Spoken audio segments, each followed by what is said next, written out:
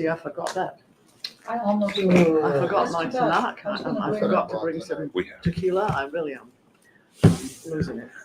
Baruch atah Adonai Eloheinu, melech haolam asher kirishanu b'mitzvotav, mitzivanu la'asok b'divrei Torah, la'asok b'divrei Torah, la'asok b'divrei Torah, la'asok b'divrei Torah, la'asok b'divrei Torah. Well, who needs a Tanakh? Yeah, thank you. Here, I will be. You have one? I will. That's the same one I have. Here, here's a large one for you. Oh, I don't know tonight what I mine don't is need either. it. Does it say the same thing? Yeah, it's a little bit slightly different translation, but All right. I had dinner for the first time. I'm okay with it. See, we were on Here you go. Exodus, right? Early. I never get dinner before I come All to right. the services over here. Well, I had to go home and make it. Thank you. thank you. Okay, we're gonna finish the Torah today. I've decided. Okay. We went through forbidden relationships last week, correct? Yes. That's where we ended, I think, in the book of Vayikra. And we talked about the differences in the types of relationships and the different interpretations, all of which are valid understandings. The next book is the book of Bamidbar. This thing is weird. Okay.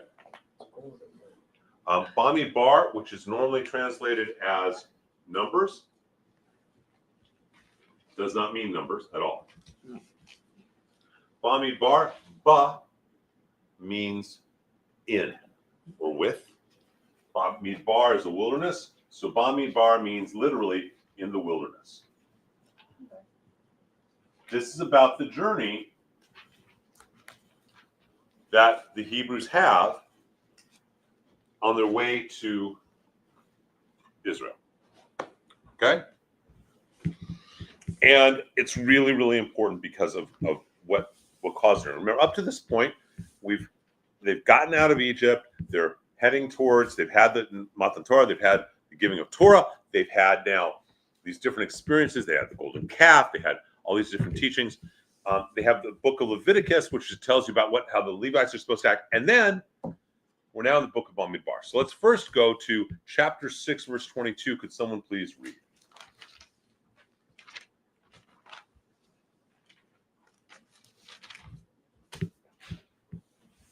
Well, I draw. The Lord spoke to Moses, "Speak to Aaron and his sons. Thus shall you bless the people of Israel. Say to them, the Lord bless you and protect you. The Lord deal kindly and graciously with you. The Lord bestow his favor, what is that little G? Favor upon you and grant you peace." Okay, this is no making fun. I know they look like flowers, but those are actually two hands. Yeah. Okay. Go ahead, laugh. I know you. She's got this. You can tell the laugh. You can tell she wants to laugh. She's trying to be polite and control herself. Yeah, well, it was funny last week, but it looks the same this week. Okay. So this is the priestly benediction. This is the issue of the Kohanim. And what happens is that it says, read it again, that God is telling Moses to tell Aaron. The Lord spoke to Moses, "Speak to Aaron and his sons. Thus shall you bless the people of Israel." Okay, that's not the best translation. A better translation, I think, is right here. But where it literally says, you shall place the name. Oh, I'm sorry. Go ahead and read verse 27. Read the whole thing again. I'm sorry. Okay. It's the last line. I didn't. Okay. Then after that one, verse 24. The Lord bless you and protect you. All right. The Lord deal kindly and graciously with you. Right. The Lord bestow his favor upon you and grant you peace. Go on. What's the next line? Last line there is, "Thus they shall link They meaning the descendants of Aaron. my name with the people of Israel, and I will bless them." It's a horrible translation. What it literally says is, let them place my name upon the children of Israel, and I will place them. Okay? So the Kohen's responsibility is to put God's name on the people. Okay? How do you do it? That's why we have this look. Yud, Hey, Bob. Okay? And actually, one of the kavanas, the intention as the priest's blessing, is that you first look at it as Yud Hey Vav Hey, and then you look at it as Yud Hey Vav Hey, and then Yud Hey Vav Hey, and then Yud Hey Vav Hey. Make sense? So it's actually rotating as you're placing it on. Okay, that's for the intention. So, what is the Kohen doing? It is in our genetic code. It is literally on the Y chromosome. It's only in men, it's not in women. Okay? And it's placed upon the sun. So what is they doing? The idea is I want to make a channel to go from where I am to where Orlando is for water to go through. So I'm going to take a shovel, or I'm going to dig with my hands. I'm going to make a pathway. So if we pour water here, right, the water's pouring down, it can get there. Does that make sense to everyone? Okay. What is in the genetic code of the Kohen is to create a channel here, here, here, and here for God's name to come onto the people. That's why we go like that, because it's literally creating a channel. Does that make sense? Now, once it's placed upon the people, it blesses them. So the idea of a Kohen, of a priest, is very different than it's literally it's genetic, right? It's in our being. Anyone can do it, but literally it's in the Kohen. That is very different than. I'm going to pass this over on the side. That is a very different concept than a Catholic priest who says it, isn't it? Mm-hmm. There's a famous rabbi here in Los Angeles. Doesn't matter who, but he was a big rabbi. And a rabbi at a big temple. And he had it set with the lights behind him. So when he blessed the people, and he said, "May the Lord bless you and protect you," there were spotlights behind him that went through his hands. Okay? When a Kohen is to do this, he is not to look. Okay? He's to be under his talit, ideally. And the people are not to look up. Why? Because if it's really clear what's going to happen, the name of God is coming like light. We don't blind anyone. So if that's the case, then we talked about this on Sunday, but can a Kohen, if everything's in sync, he can make this channel for God's name, right? With me? Can he block that channel? Can he block it? Can he make it so that it's not so easy, so it's not a clear channel? Sometimes it's Yeah, if he closes his fingers or Well, turns his hand. Or... How about if he breaks the mitzvah, breaks the law? Yeah. Right? So there are all these laws for Kohanim that they can and can't do. I'm not supposed to ever walk on a cemetery. Okay? I made a choice that I will serve the people. It's more important to me. And God willing, the temple is rebuilt in my time. Sorry, next to you, right there. Oh, all right. That I made a choice that if the temple, God willing, gets rebuilt in our time, I'm going to have to do whatever I have to do to cleanse myself so I can serve in the temple. Okay? Because it's more important to me to serve the people. Typically, a Kohen will have himself buried in a plot that's on the road. So it's spent like my dad. I go visit my mom and dad when I'm at Sinai because that's where they're buried. I don't have to step on the cemetery. I just pull my car over. I'm standing on the cement road. They're right there. My brother, different area, but right there. Okay, so that you can do it. So it means that the Kohen has a job, but he also has a responsibility. In Judaism, there's a direct correlation between rights and responsibilities. Okay, you don't get rights without responsibilities. And so when we have the Kohanim at high holidays get up and give blessings, I know I'm not going to get everybody to live kosher. Then I'm not going to get everybody to.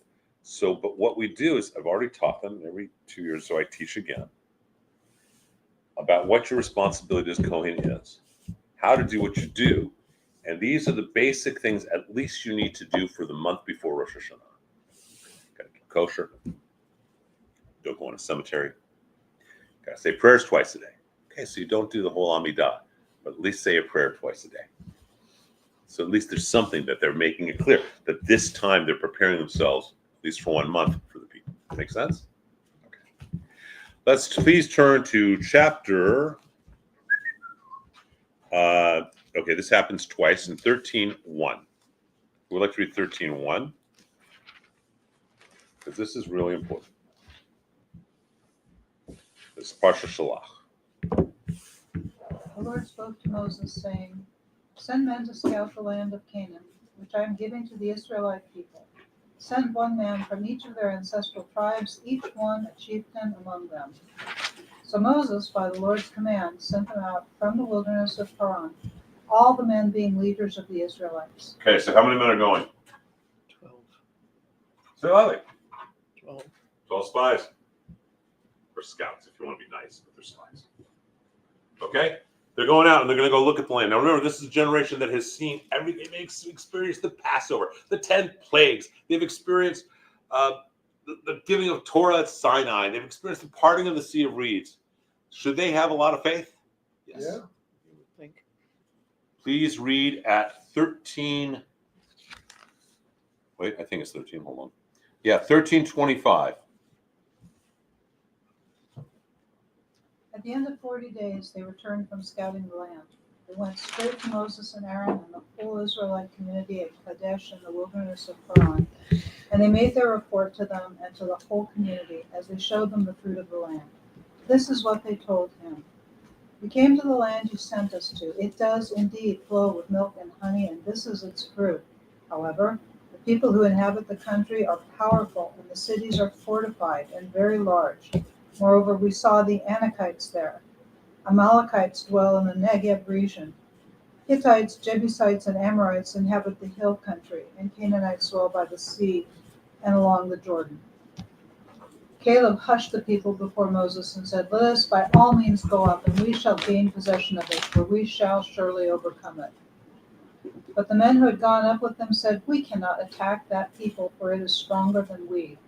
Thus they spread calumnies among the Israelites about the land they had scouted, saying, "The country that we traversed and scouted is one that devours its settlers. All the people that we saw in it are men of great size. We saw the Nephilim there. The Anakites are part of the Nephilim. And we looked like grasshoppers to ourselves, and so we must have looked to them." Okay, and so what? Go on. What happens? The whole community broke into loud cries, and the people wept that night. All the Israelites railed against Moses and Aaron. "If only we had died in the land of Egypt," the whole community shouted at them. "Or if only we might die in this wilderness. Why is the Lord taking us to that land to fall by the sword? Our wives and children will be carried off. It would be better for us to go back to Egypt." And they said to one another, "Let us head back for Egypt." Then Moses and Aaron fell on their faces before all the assembled congregation of the Israelites, and Joshua son of Nun and Caleb son of Jephunneh, of those who had scouted the land, rent their clothes and exhorted the whole Israelite community. "The land that we traversed and scouted is Okay, so sorry, go ahead. Go a little bit more. is an exceedingly good land. If the Lord is pleased with us, he will bring us into that land, a land that flows with milk and honey, and give it to us. Only you must not rebel against the Lord." Okay, so 10 spies say, "Bad, we can't go." Joshua and Caleb say, "Of course we can go. Yeah, it's big, it's tough, it's difficult, but so what? We can still make it. We got God on our side." Those 10 arouse the passions of the whole of Israel. Say, "Oh, why do we die out here? Oh, you should have let us die in Egypt. Why did you bring the whole whining?" And from this, a number of things happen. We're going to read about. Number one of the things that's going to happen is we're going to have to create a generation that grows up in the wilderness, Bamidbar, and as a result of growing up in the wilderness, that generation has faith in God. Every day they get manna, except Shabbat they get double manna, right? And so they have faith. So we're going to be wandering until that whole generation is gone. But we learn a really important thing about the number 10.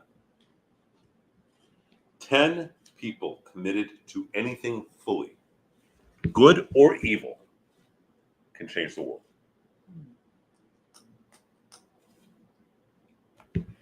take an example from a different tradition. There was this guy, Jesus. He had 12 disciples, right? Guy never traveled more than, I think, 30 miles from where he was born. Somehow changed the world, right? 10 people committed to anything can change the world. These 10 were committed to giving up. And so it's one of the reasons, how many people do you need to do certain prayers? 10. A million. It's a number that changes everything, okay? What ends up happening to them? They start, if we turn now to chapter 14, verse 11. Someone please read. And the Lord said to Moses, how long will this people spurn me? And how long will they have no faith in me, despite all the signs that I have performed in their midst? I will strike them with pestilence and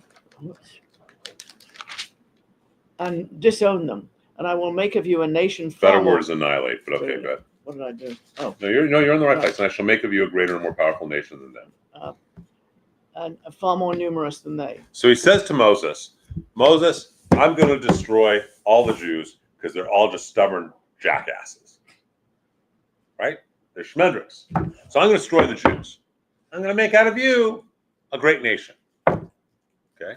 Now, what do we learn? Go back. What did we learn about Abraham? He argues for Sodom and Gomorrah, right? He always argues for the people. That's what a servant should do. That's what a leader should do. So what does Moses do? He argues. Go on, read. But Moses said to the Lord, when the Egyptians, from whose midst you brought up this people in your might, hear the news, they will tell it to the inhabitants of that land. Now they have heard that you, O Lord, are in the midst of this people, that you, O Lord, appeared in plain sight when your cloud rests over them, and when you go before them in a pillar of cloud by day and a pillar of fire by night. If then you slay this people to a man, the nations who have heard your fame will say, it must be because the Lord was powerless to bring that people into the land he had promised them on oath. Okay, now just go down to verse 19. Go to verse 19. Keep going. Pardon, I pray, the iniquity of this people according to your great kindness, as you have forgiven this people ever since Egypt. Okay. And then the next line on line 20. And the Lord said, I pardon as you have asked. Nevertheless, as I live and as the Lord's presence fills the whole world, none of the men who have seen my presence and the signs that I have performed in Egypt and in the wilderness, and who have tried me these many times and have disobeyed me, shall see the land that I promised on oath to their fathers. So, think. What's wrong with this dialogue between Moses and God? When I say what's wrong, what I mean is what is, oh cool, MB won another Grammy. Who? MB Gordy, who's played percussion for us, won another Grammy. I didn't know that. And that one used Matt Herman on the piece. Cool. I was just from Matt. So what's inconsistent with this argument? What's inconsistent? Moses says, God, you can't kill them and make a people out of me. Because if you do, the Egyptians are going to say, this guy's not so important. It's going to deface yourself. They're going to say, oh, God, that's Adonai, this is Hashem, whatever you want to call it, that you killed the people. He's weak. He's weak, all these bad things. And you made a promise to Abraham, Isaac, and Jacob that you promised our ancestors that you would be here, that you would descend from them. What's the problem? And God says, okay, you've got a good argument, Moses. I'm not going to destroy everybody. What's the problem, inconsistency with that argument?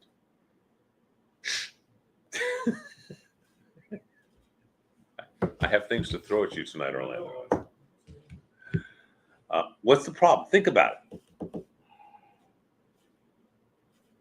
Okay, think of it this way. I say to you, Ed, I'm going to make all that. What's your grandfather's name? What's his name on the show?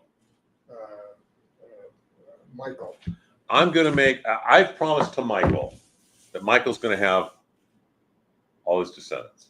Okay? And so Michael has 10 kids, and they have 10 kids, okay? It's 100, and I say, you know what? All the rest of Michael's descendants, are jerks. So I'm going to kill them all and make out of you. I'll do it. And you said, but wait a minute, you promised Michael that there would be a people descended from. What's wrong with the logic? Well, I mean, God made a commitment, and then it sounds like he's backing up on it. But he's not backing up on it because, okay, look at the argument. Moses is saying that you've made this promise to our people, and if you kill everybody else and make a nation out of me, you're going to violate that promise to those people, right? Yeah. Except, wait a minute, if he makes a nation out of Moses, He's still making a nation out of his people. Thank you. Because Moses is one of them. Moses is descended from Abraham, Isaac, and Jacob, so he's still keeping his word, right? If I say I'm going to give all this to descendants of Michael, and I tell Michael that all of the wealth of whatever is going to go to descendants of Michael, and I say that, then if I only give all that wealth to you and destroy all the other descendants, is it still going to the descendants of Michael? Yeah. It is, right? It is. Okay. So it's a faulty argument, isn't it? Yeah. It's a fallacious argument, but God accepts it. So what's really going on here? What's the real test here at this point? Maybe he wants to know if Moses wants forgiveness. He for wants to other test people. Moses. He's testing Moses. Will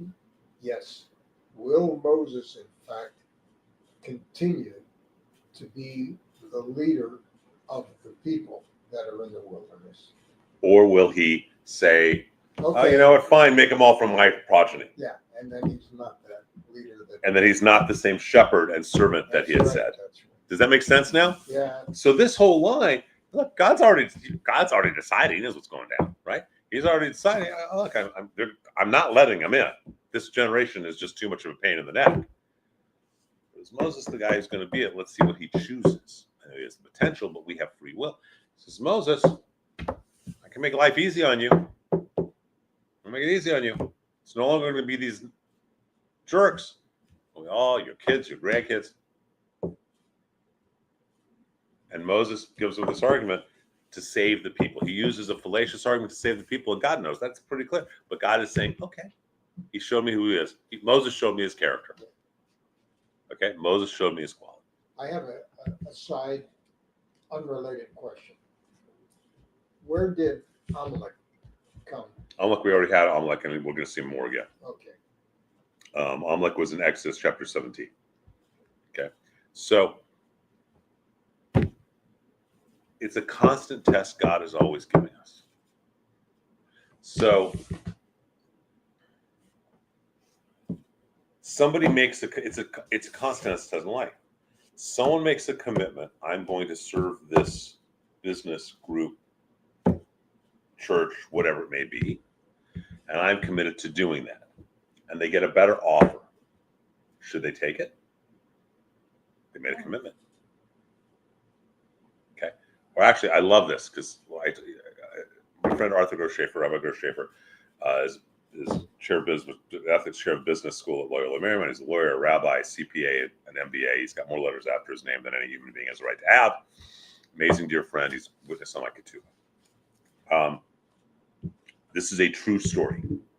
Okay, that Arthur experienced, and we would put this out in ethics classes. I actually co-taught once or twice with ethics.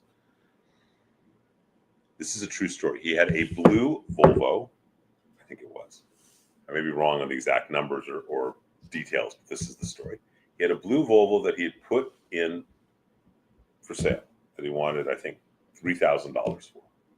Okay, and he wasn't getting any bites after a week or 2 weeks. And someone comes and they come look at it and they say, "I'll give you $2,500 for it." And Arthur says, "Okay." Haven't shaken on the deal. He just said, "Okay." And the phone rings. Do you have that blue Volvo? Is it still for sale? Because I've been wanting to get a Volvo for my daughter. It's a safe car. I just sold it. I'll give you $4,000 for it. He's got no contract. He hasn't taken money from the first buyer. Okay? He hasn't shaken a hand. What should he do? But it's his word. So what do you think he should do?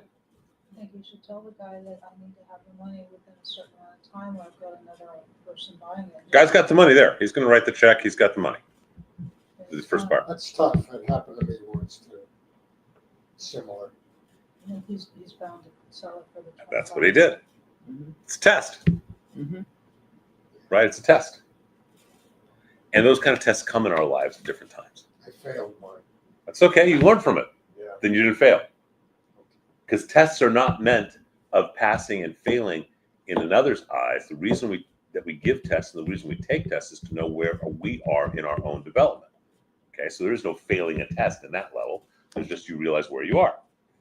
So Moses is in a place to be that teacher, isn't he? To be that leader. Because it's going to be horrible. 40 years in the desert with a bunch of whining Jews. Right. Okay, but so he's going to do that. So he has all this, and it's the tests constantly come up, don't they? I got a call recently from someone. I don't know, a week and a half ago or so. This guy's watched us online. He'd heard about me through a radio show, and through Michael Savage's show, actually. And he calls me up. He'd gotten my number. And there's a synagogue up north, and he goes, "We want you to be our rabbi." In a really wealthy area of the Bay, okay, which would mean a lot of money. No financial struggles, not worrying about is there a temple, we're going to make it through the next month, 3 months, 5 months, the next month, whatever it is, right? What I say to him, do you think? I'm sorry. I said, I'd love to come up and teach for a weekend, but I can't imagine doing this. I'm happy, well, you don't have a rabbi to come teach for a weekend. I love teaching for a weekend. I'll go to any temple and go teach a weekend. I'll go to Texas. I mean, I was talking to people, I'll go do that. I'm happy to go teach for a week, but I have a community I'm committed to. So unless something, God forbid, happened to the community, I ain't going anywhere. Orlando and I are stuck. We're the last guys going down with the ship. Or floating with the ship forever, right? I would have set up that he sends a car for you every Sunday morning and drives you up there, and you give a lecture and then drives you back. Oh, Every Sunday. you're not even thinking on the right terms. My answer is a private jet. What do you think? Throw something else at you. Okay, so the point is that Bullet train. it's a bullet train, private jet. Okay, I want The bullet train, you get there, what? the Lear. You'll get there. 2045. Yeah. Maybe. Yeah, send the Lear. Yeah. But the point is that, God forbid something happened, different story. I'm not going anywhere because I have a commitment to this. Does that make sense? Mhm. Those things happen all the time, don't they? Yeah. I was once, we just recently started the community here, and I got a call. Because pre-COVID, I used to get these kind of calls with some frequency, and I got a call. We'd like to have you come look at a particular job. And it was a great lesson, and it was such an amazing position. It was to be the head of a school in North Carolina. There was a boarding school. All the buildings made of Jerusalem stone.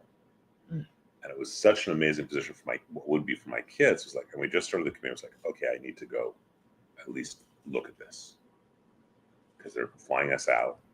And I said to them, look, you're not flying my whole family out because that's not fair. I'm not committed to doing this with you, no matter what your offer is. I'm committed to thinking about it and having dialogue with other people. I'll pay for my wife and children. You can just fly me out because that's not fair to you.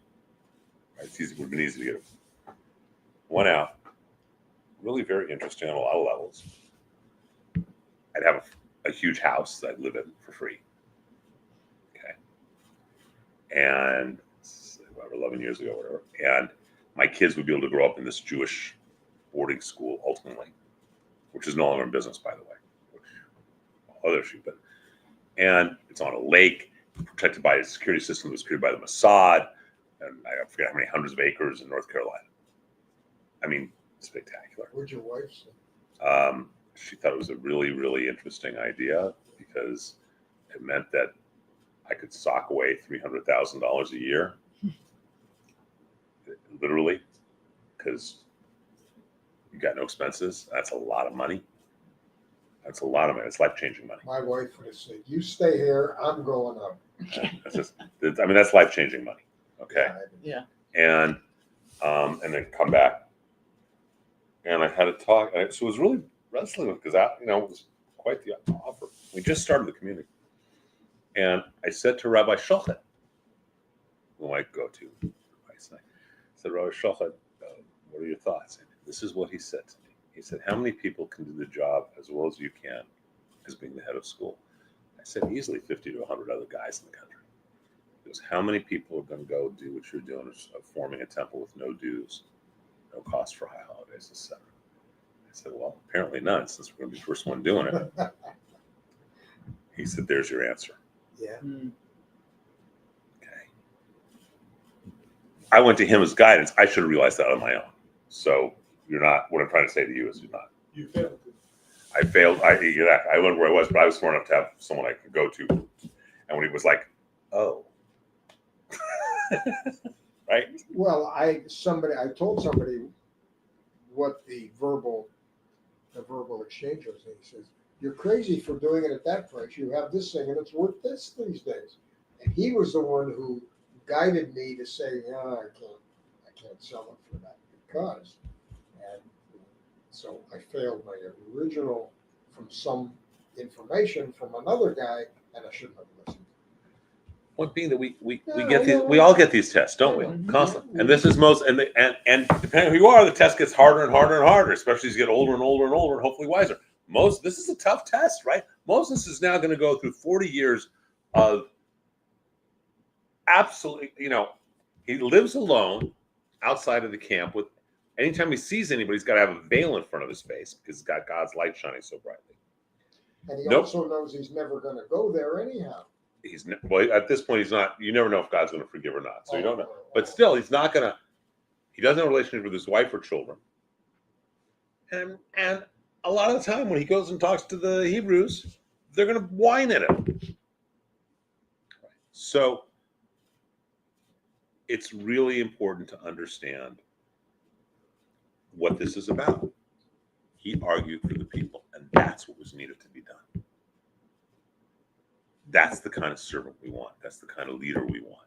One who serves, one who's committed to the people, not to himself. Okay. This is not new test, is it? This is not new information. There's nothing here that's not common sense, but we ignore it. So do you see why this is so important? So as a result of this, we wander 40 years in the desert. Okay. And it's not that we're getting up and wandering every day. We stay at the camp until the cloud moves and God tells us to move. Okay, by having a cloud. I think at one point we even stayed in one location for like 13 years, if I remember correctly. But so we have this. All right, let's turn to Book of Numbers, chapter 15, verse 37. Who wants to read? I get to it. The Lord said to Moses as follows: "Speak to the Israelite people and instruct them to make for themselves fringes Orlando, may I have a tallest, please? Thank you. on the corners of their garments throughout the ages. Let them attach a cord of blue to the fringe at each corner. That shall be your fringe. Look at it and recall Thank all you. the commandments of the Lord Thank and you. observe them, so Thank that you, you sir. do not follow your heart and eyes in your lustful birth." Literally, your eyes which used to go whoring. Yes. This is the tzitzit, the knots on a tallis. Mhm. Okay? And there's a great story of, I forget if it's Midrash or it's a different story. I think it's Midrash. I've always wondered where the blue thread was in that. Okay, so the blue thread was made by a specific color of blue that was from a particular snail. Snail. A snail. I believe it was a snail. And since we're not sure of the exact color of blue, that's why we don't have a blue thread anymore. Just not to make a mistake. Right. Although there is a blue they think they've established, and so there are people who have a blue thread. But if you look at this, okay, these are the knots which used to go, which prevent you. There's a great story of a rabbi who couldn't control himself. He had to go to see this woman that he shouldn't go see, so he's climbing up her trellis, and all of a sudden his tzitzit start hitting him in the face. Okay. If we look at it, Okay. There's 1, 2, 3, 4, 5 knots and 4 spaces. The 4-letter name of God, the hidden 5th letter, the 4 letters of the hidden part of the yod, the tiny part. And there's a way of combining it, and I forget how it comes out numerologically, but it ends up the way that these are tied comes to the number 613. Yeah. Okay. It's about how many strands of thread combined with how many knots, and I should remember it always, but I always forget it. It's one of those things I block out. So the idea is you're surrounding yourself with 613 commandments, and these are the tzitzit. Okay, that's where Talith comes from. Please continue. Let's read chapter 20, verse 7.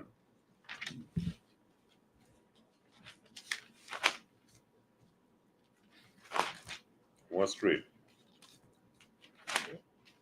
Alrighty, chapter 20, verse 7.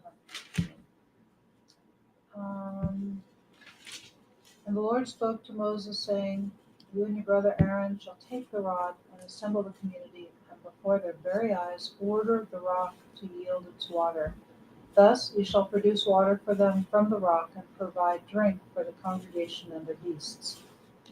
Moses took the rod from before the Lord, as he had commanded him. Moses and Aaron assembled the congregation in front of the rock, and he said to them, Listen, you rebels, shall we get water for you out of this rock?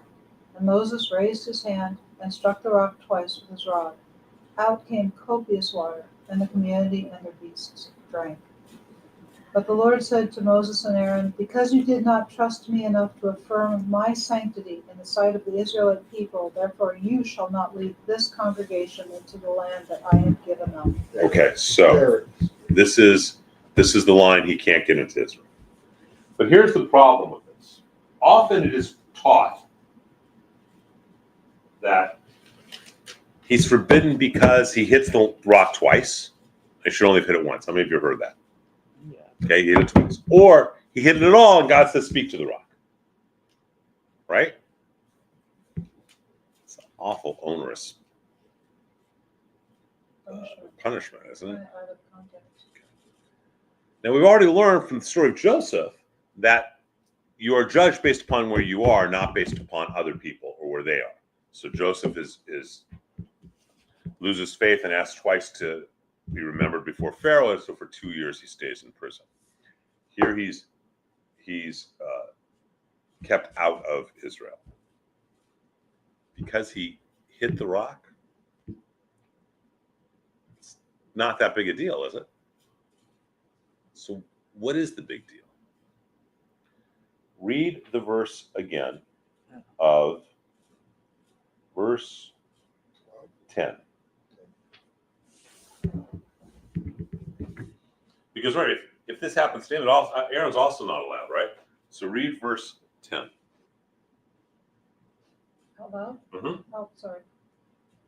We can read it silently, but unless everyone's telepathic, we won't know I'm telepathic. Right? Let's try. Moses and Aaron assembled the congregation in front of the rock, and he said to them, Listen, you rebels, shall we get water for you out of this rock? And Moses raised his hand and struck Bingo, the rock. say it loudly. Shall we get water? That's how he didn't say. Hitting a rock doesn't desanctify God's name, but saying, shall we do it? They're taking credit. Exactly. That's a problem. It's a problem because A, they should know better. It's a problem because B, there's already going to be a problem, a challenge, that the Hebrews are going to want to worship Moses. We already know back from the golden calf experience. He's gone. He let us out. We need a new God, right? It's easy to attribute to a person and, what is actually God's space. And so they, who should know better, they say, shall we?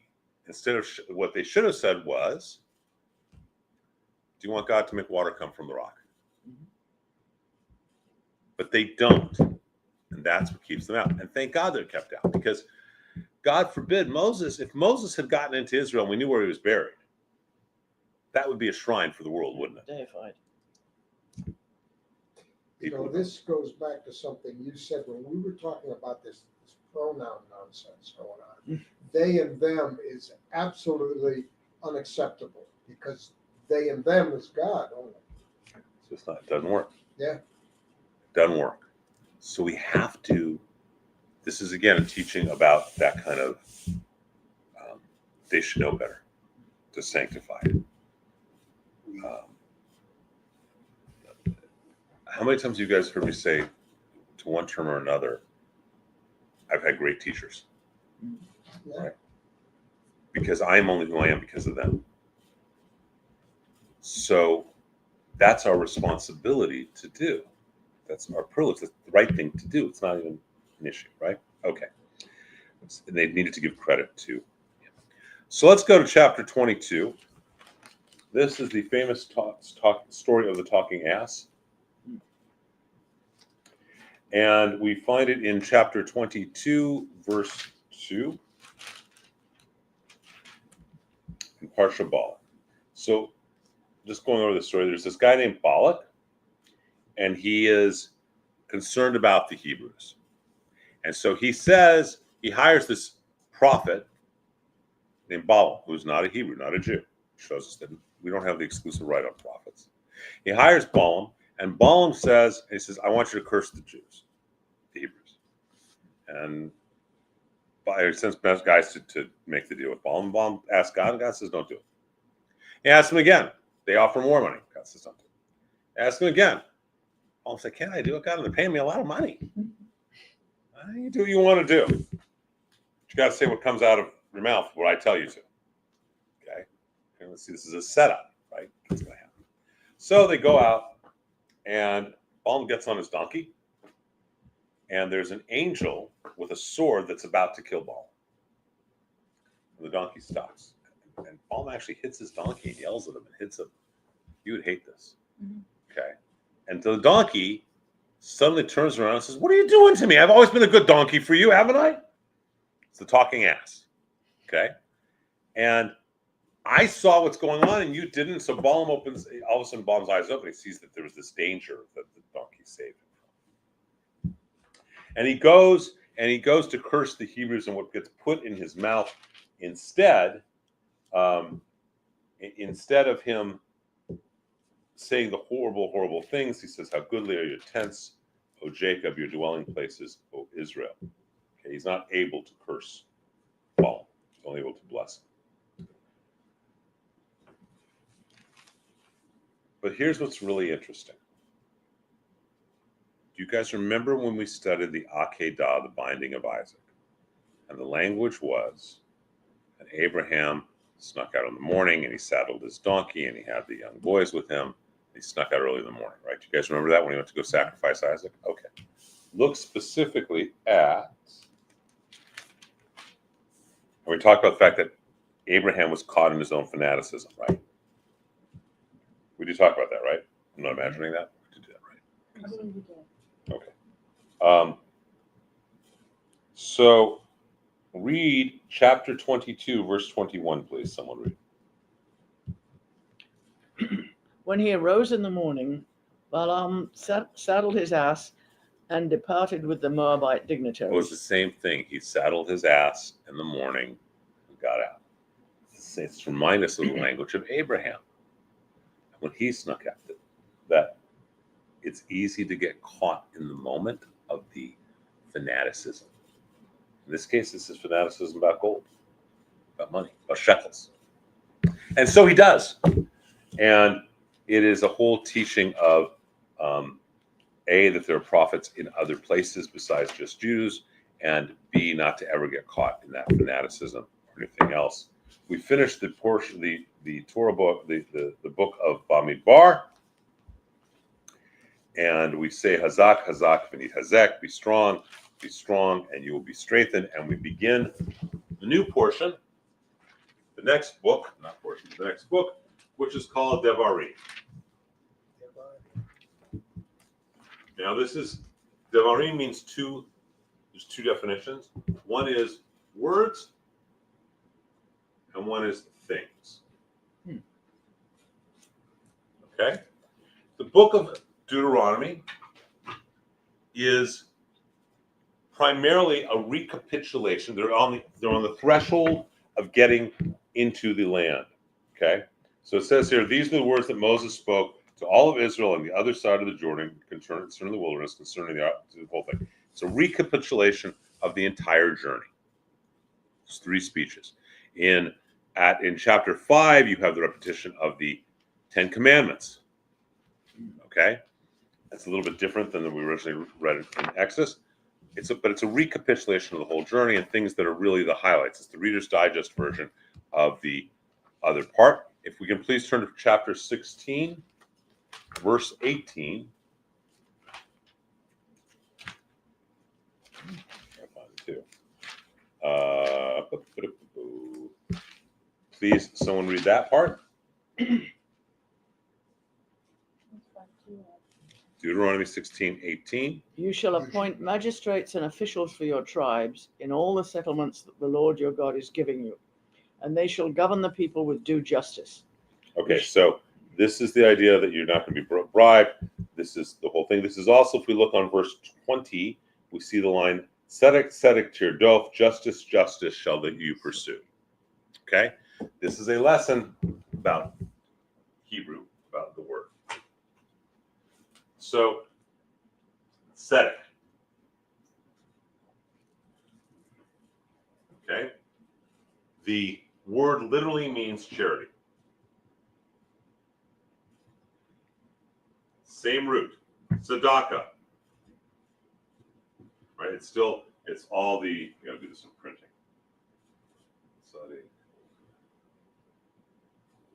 Okay, Sadiq Dalit Kuf. Tzedakah.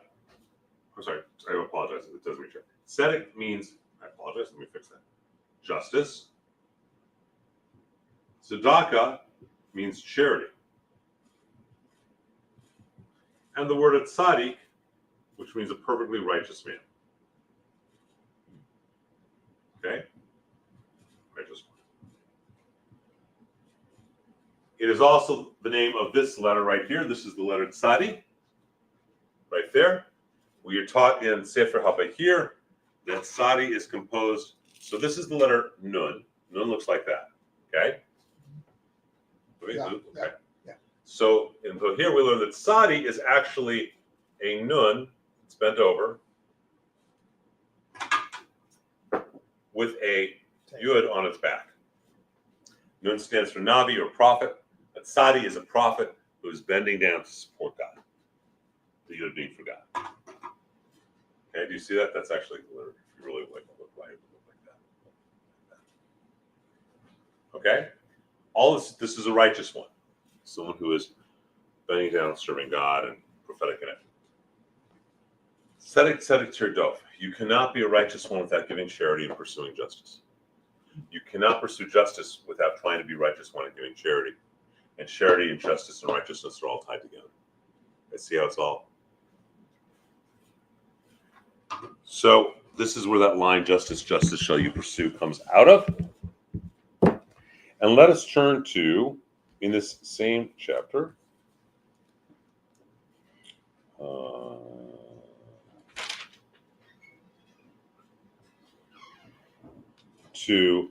think we can read the whole line. If someone could please start at verse 8 and be kind enough to read that.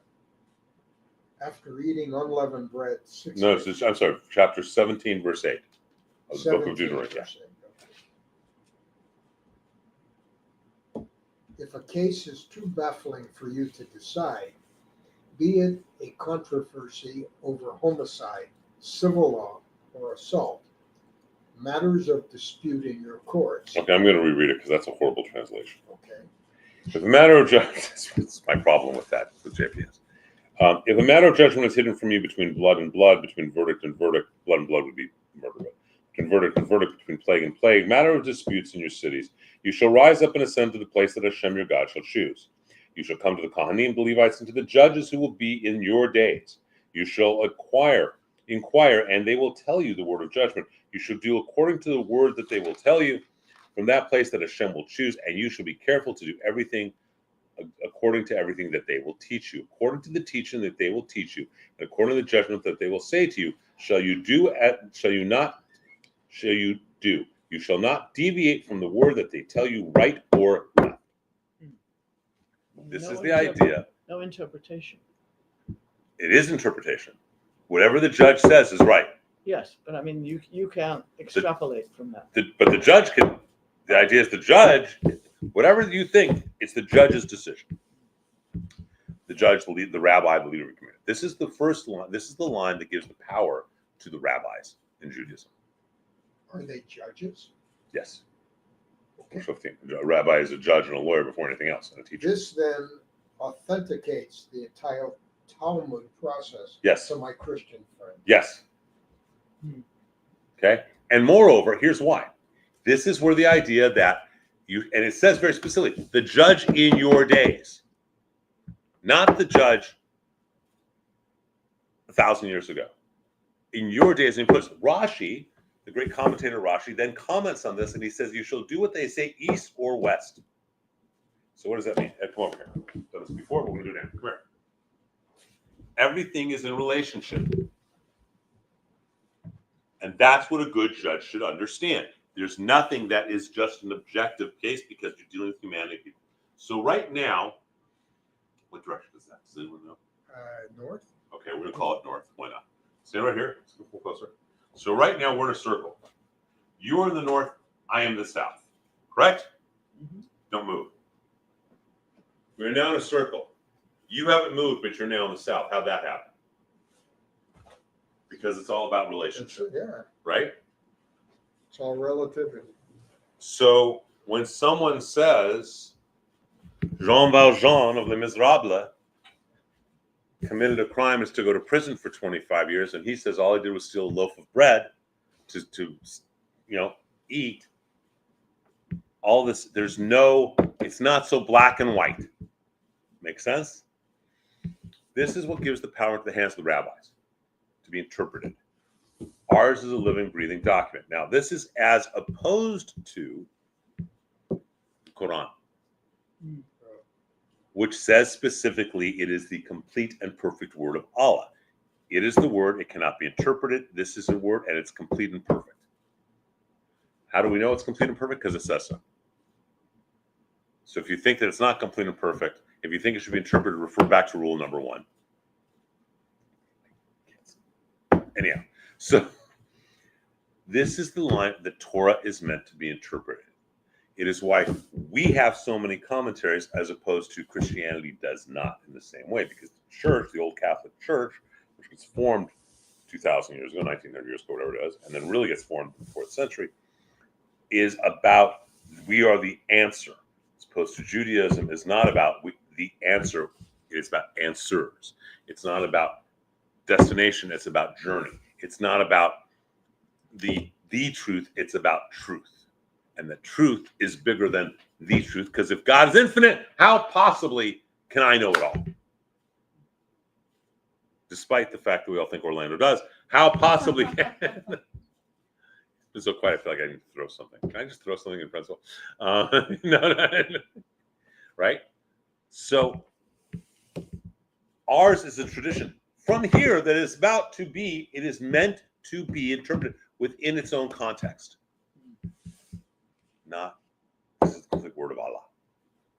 Okay? Very powerful. And it's here in the book of Deuteronomy. On chapter 34, at the end of the book, we have Moses' death, where it says, never, and this is, again, an important thing, let's look at the subtleties, never, so he dies, right? Never again has there arisen in Israel a prophet like Moses whom God knew face to face, right? As evidenced by the signs and wonders that Hashem sent him to perform in the land of Egypt. That all makes sense so far, right? Mm-hmm. Against Pharaoh, right? That works. Mm-hmm. And all his courtiers and all his land. And by all the strong hand and awesome power that Moses performed before the eyes of all Israel. Against Pharaoh and all his courtiers and all his land. What does this tell us? Pharaoh got consciousness? Pharaoh has consciousness, right? Mhm. His courtiers, his servants have consciousness. What about the land? It doesn't say his people. It literally says, so his land, his physical land. So what does that say about our belief of land? We're entitled to it. That we're given it. Moses performs miracles. It's referred to a lot of other times, but it's still clear that's why I use this one. Moses performs miracles in the sight of Pharaoh, Pharaoh has consciousness. All of his servants have consciousness. And his land. What's that say about the land? The land has consciousness. That's why you go to certain land and it feels certain ways. Everything's better in Israel. The food is brighter. The food is more tasty. Food is more. You go to. I haven't been since the fire happened, but used to be able to go to Camp Hess Kramer, or Gilling Hilltop Camp, or Camp Swig, or JCA, and you get on one of those places, or HA, or Brandeis.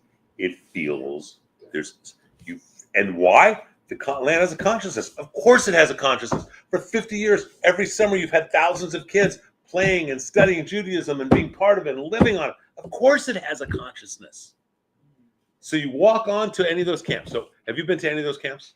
Which ones have you been to? It's a long time and I don't remember the name. Okay. Yes, I went to it. You've been to, Yeah, in San Bernardino County somewhere. I don't know. it's got a feeling to it. I think I went to some place with Hillel from college. Often they do retreats at these camps because you feel bad. We did a retreat for the temple once at Brandeis. It's a great feeling. You go there, all of a sudden you feel different. You feel. Well, that's the way it feels in Israel. Yeah. That's the way you walk on the old city. Mm-mm.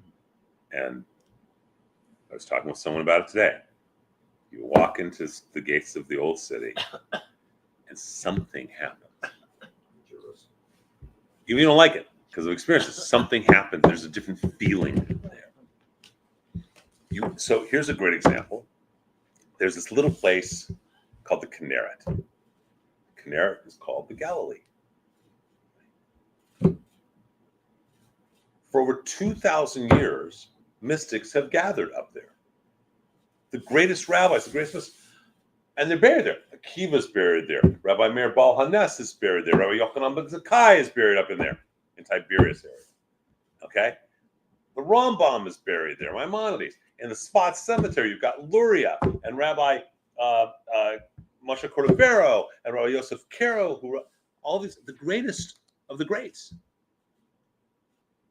Oh, and it was also used by some guy named Jesus for a while, right?